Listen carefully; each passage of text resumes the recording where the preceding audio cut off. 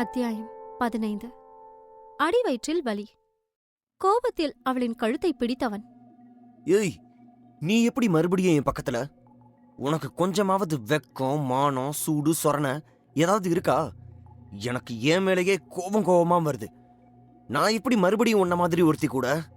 ச்சே என்று கௌதம் வார்த்தைகளால் அவனையே நிந்தித்துக் கொள்ள, நேற்று இரவு அவளை தனது ஆசைக்கு இரையாக்கியது அவன்தான் என்றாலும் இம்முறை ரேணு அவன் செய்த தவறுக்கான பழியை அவள் ஏற்றுக்கொண்டாள்.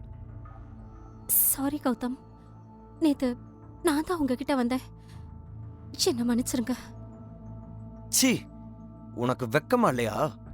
உன்கிட்ட டிவோர்ஸ் வாங்கிட்டேன்னு அடுத்து வேற ஏதாவது பிளான் பண்றியா என்று அவன் வார்த்தைகளை கொடுத்தான். இல்ல கௌதம், அது நீங்கதான். அவள் ஏதோ சொல்ல முயற்சித்தாள். வாய மூடு, உன்னை பார்க்கவே எனக்கு அருவருப்பா இருக்கு. சீ என படுக்கையை விட்டு எழுந்தவன் அவனின் ஆடைகளை அணிந்து கொண்டு குளியல் அறையை நோக்கி சென்றான். அவன் பேசியது ரேணுவின் மனதை காயப்படுத்தியது. அங்கேயே கூனி குறுகி போனவள் போர்வைக்குள் முகம் புதைத்து அழுது கரைந்தாள். ஆனால் அவளுக்கு ஆறுதலாக இருந்த ஒரு விஷயம் என்னவென்றால், நீ இந்த ரேணுவை தானே வெறுக்கிற கௌதம், ஆனா உன் மனசுல இன்னும் அம்மு இருக்கா, எனக்கு அதுவே போதும், நீ எப்பவோ என்னோட கௌதம் தான் என்றாள். பாத்ரூமிற்குள் சென்ற கௌதம் அவள்தான் தன்னை நெருங்கியிருக்கிறாள் என்று நினைத்து தன் உடலை நன்றாக நீரில் கழுவ ஆரம்பித்தான். அப்பொழுது சில்லென்று நீர்பட்டு அவனின் முதுகு எரிய ஆரம்பித்தது. என்ன என்று அங்கிருந்த கண்ணாடியில் பார்க்க, நேற்று இரவு அவர்களின் கூடலின் போது அவனின் வேகம் தாழாது பெண் அவளின் விரல் நகங்கள் அவன் முதுகில் கோடிட்டது. அதுவே அவனுக்கு இப்பொழுது எரிச்சலை கொடுக்க, அதைக் கண்டு மேலும் கோபமடைந்தான் கௌதம். குளித்துக் கொண்டிருந்தவன் பாதியிலேயே பாத்ரோபை கட்டியபடி வெளியே வந்தான். ரேணு போர்வையால் தன் உடலை சுற்றி கொண்டு அவளின் ஆடைகளை எடுத்துக் கொண்டிருக்க வந்தவன், ஏய் என அவளின் கழுத்தை பிடித்து சுவற்றில் தள்ளி, என்னடி பண்ணி வச்சிருக்க என்ன? அவளை அப்படியே கழுத்தை பிடித்தவாறு மேலே தூக்கினான். ரேணுவால் பேச முடியவில்லை. ஒரு கை உடலை சுற்றியிருந்த போர்வையை பிடித்திருக்க, மற்ற கையால் அவனை தடுக்க முயற்சித்தாள். மூச்சுவிட முடியாமல்,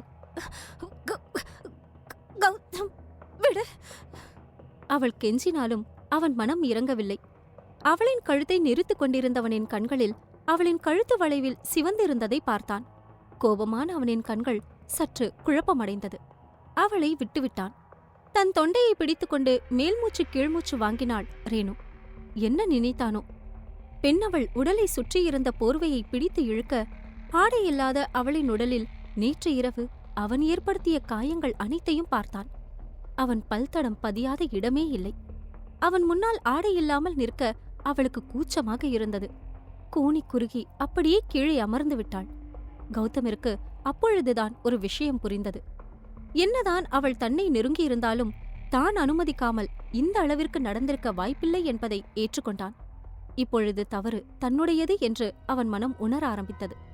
அவளை எதிர்கொள்ள முடியாமல் கையில் இருந்த போர்வையை அவள் புறம் நீட்ட, அதை வாங்கியவள் உடலை சுற்றி கொண்டு ஆடைகளை எடுத்துக்கொண்டு வெளியே ஓடிவிட்டாள். கௌதம் உடைந்து போய் பெட்டில் பொத்தென்று அமர்ந்தான். அங்கு ரேணு நேற்று இரவு அவனுக்காக கொண்டு வந்த சூப், நெற்றியில் ஈரத்துணி வைத்திருந்த பவுலும் இருந்தது. அதை பார்த்தவனுக்கு நேற்று இரவு நடந்தது ஏதோ நினைவு வந்தது. ஆம், அவன் நேற்று ஒரு பெண்ணோடு இருந்தது போல் கண் முன்னால் பிம்பம் வந்து செல்ல ஆரம்பித்தது. ஆனால் அது அனைத்தும் கௌதம் கனவு என்று நினைத்திருக்க, இப்பொழுது நிஜம் என்று உணர்ந்தவனுக்கு குற்ற உணர்ச்சியாக இருந்தது. யோசிக்க யோசிக்க ஒவ்வொன்றாக அவனுக்கு நினைவு வர ஆரம்பித்தது. அவன்தான் அவளை பிடித்து இழுத்தான். அவன்தான் அவளிடம் ஆசை வார்த்தை பேசியது, அவளிடம் கெஞ்சியது.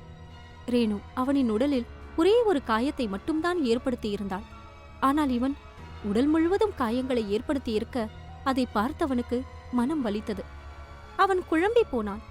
எந்த ஒரு விஷயத்திற்காக இத்தனை நாட்களாக அவளை வெறுத்து கொண்டு இருந்தானோ, இப்பொழுது மீண்டும் அதே விஷயத்தை அவனே செய்திருக்கிறான். தன் பின்னந்தலையை அழுந்த கோதியவன் முடிவெடுக்க முடியாமல் அங்கிருந்து கிளம்பி வீட்டிலிருந்து வெளியேறிவிட்டான். அவனின் கார் எங்கு செல்கிறோம் என்று தெரியாமல் நிற்காமல் பயணித்துக் கொண்டிருந்தது. கௌதமின் அறையிலிருந்து வெளியே ஓடி வந்த ரேணு சனாவின் அறைக்குள் தான் புகுந்தாள். அவள் இன்னும் வராததால் ஆடைகளை மாற்றிக்கொண்டவள் உடைந்து அழுக ஆரம்பித்தாள்.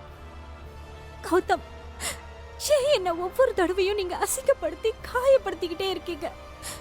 என்னோட வாழ்க்கையில நான் உன்னை காதலிச்சது தப்பா, இல்ல ஐஸ்வர்யாக்காக உன்னை விட்டு கொடுத்தது தப்பா, இல்ல இப்போ நம்ம 2 பேரும் விதியோட விளையாட்டால கணவன் மனைவியா இருக்கிறோமே, இது தப்பா? என்னால முடியல கௌதம். இந்த நேரம் திடீரென்று அவளின் அடிவயிறு வலிக்க ஆரம்பித்தது. நேற்று இரவு அவனின் வேகத்திற்கு இடமளித்து குழந்தையை பற்றி மறந்து போனது இப்பொழுது நினைவு வந்தது. வயிற்றில் வலி இதுவரை உணராத ஒன்றாக இருக்க குழந்தையின் ஆரோக்கியத்தை பற்றி தெரிந்து கொள்ள நினைத்தவள் ஹாஸ்பிட்டலுக்கு கிளம்பினாள். சரியாக சனாவும் அங்கு வந்துவிட, சனா, நான் வெளியே போறேன், வரதுக்கு கொஞ்சம் லேட் ஆகும் என்றாள். ஆனா மேடம், கொஞ்சம் வெயிட் பண்ணுங்க, நானும் வந்துடுறேன். கௌதம் சார் உங்களை தனியா விடக்கூடாதுன்னு சொல்லியிருக்காரு. தன்னால் சனாவின் வேலைக்கு பிரச்சனை வந்தது ரேணுவுக்கும் தெரியும். எனவே அவளும் சரி என்று காத்திருந்தாள். சனா வந்தவுடன் இருவரும் காரில் அங்கிருந்து ஹாஸ்பிட்டலுக்கு கிளம்பினார்கள். செல்லும் வழியில், மேடம், என்னாச்சு? எதுக்காக இப்போ நீங்க ஹாஸ்பிட்டலுக்கு போறீங்க? உங்களுக்கு உடம்பு ஏதாவது சரியில்லையா? இல்ல சனா, இது சாதாரண ஒரு செக்கப் தான், நீ போ. ஹாஸ்பிட்டலை சென்று அடையும் வரை பயத்தில் உயிரை கையில் பிடித்திருந்தாள் ரேணு. அவளுக்கு வலி இன்னும் குறைந்த பாடு இல்லை. சனாவை வெளியவே இருக்கும்படி சொன்ன ரேணு மருத்துவமனைக்கு சென்றாள். அவளுக்கு பரிசோதனை நடந்தது. ரிப்போர்ட்டிற்காக காத்திருந்தாள் ரேணு. சனா எதுவும் பெரிதாக கேட்டுக்கொள்ளவில்லை என்றாலும் ரேணுவின் முகத்தில் ஏதோ பதட்டமும் கவலையும் நிறைந்திருப்பதை அவள் உணர்ந்தாள்.